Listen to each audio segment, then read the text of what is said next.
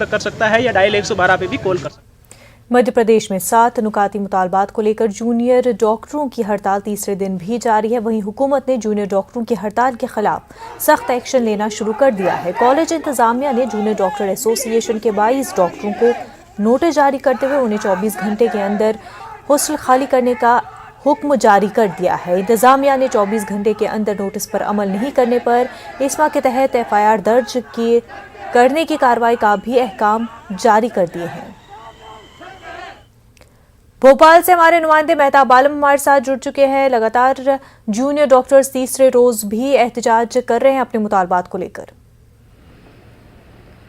मुनज़्ज़र चाहे तीसरे रोज एहतजाज तो कर रहे हैं, लेकिन आज हुकूमत ने बड़ा सख्त मौक़िफ़ इख्तियार किया है।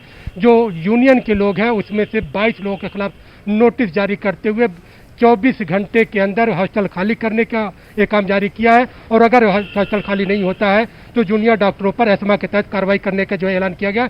यही वजह है कि जूनियर डॉक्टर आज जो है जहां पर हड़ताल पे बैठते तो आज वहां पर हड़ताल पे नहीं बैठे, बल्कि उन लोगों ने अपनी जगह को छोड़ दी है। लेकिन खास बात यह है कि मध्य प्रदेश के जितने बड़े मेडिकल कॉलेज है 3,500 जूनियर डॉक्टरों की हड़ताल की वजह से अब मरीज परेशान हो रहे हैं। राजधानी भोपाल में हुकूमत ने एक बड़ा कदम उठाया कि आसपास के अजला से 150 डॉक्टरों को भोपाल मुंतकिल करने का फैसला किया गया है, ताकि जो मरीजों को मुश्किलात हो रही है उससे बचाया जा सके। वही पर जूनियर डॉक्टरों का कहना है कि हुकूमत जब्र कर रही है और जब्र उन्हें किसी तरह से बर्दाश्त नहीं है। हुकूमत ने भी 22 लोगों को जरूर नोटिस जारी किया, लेकिन तमाम जूनियर डॉक्टर एक साथ है। अगर हुकूमत को करना तो 3,500 जो जूनियर डॉक्टर है सब पर कार्रवाई करे। वो तमाम चीज़ों के लिए तैयार है और इसके लिए वो अदालत जाने की भी तैयारी कर रहे हैं।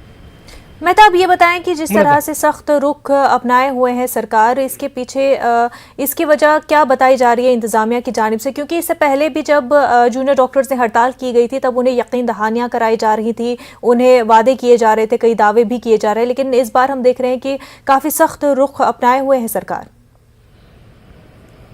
मुनज़्ज़र, मैं अपने नाज़रीन को बता दूं कि इसकी वजह यह है कि जूनियर डॉक्टरों ने 31 मई को अपनी हड़ताल शुरू की थी और 6 जून तक ये हड़ताल चली थी। जबलपुर हाई कोर्ट के काम के बाद जब जबलपुर हाई कोर्ट ने जूनियर डॉक्टरों की हड़ताल को गैर कानूनी करार दिया था और उनसे हड़ताल खत्म करके काम पर वापस आने की हिदायत दी थी, वहीं पर ही अदालत ने ये हुक्म भी दिया था हुकूमत को कि कमेटी बनाकर 2 महीने के अंदर जूनियर डॉक्टरों के मसाइल को हल किया जाए। जूनियर डॉक्टरों ने हड़ताल वापस करके अपना काम शुरू कर दिया, लेकिन हुकूमत ने इसी बीच में 21 डॉक्टरों को नोटिस जारी किया और उसके साथ साथ 3 डॉक्टरों के रजिस्ट्रेशन को कैंसिल करने के लिए मेडिकल काउंसिल ऑफ इंडिया को खत लिख दिया। तो जूनियर डॉक्टरों की जो लड़ाई इस बात को लेकर है कि जो मेडिकल काउंसिल ऑफ इंडिया को जो खत लिखा गया रजिस्ट्रेशन कैंसिल करने को, उसको वापस लिया जाए और जिन डॉक्टरों को नोटिस जारी किया गया उसको वापस लिया जाए। और जब तक ये वापस नहीं होता तब तक वो अपनी हड़ताल को जारी रखेंगे। वही हुकूमत का कहना है कि जूनियर डॉक्टरों की हड़ताल गैर कानूनी है और यही नहीं, ये लोग डिसिप्लिन तोड़ को रहे हैं और जो लोग भी डिसिप्लिन तोड़ेंगे उनके खिलाफ सख्त कार्रवाई की जाएगी।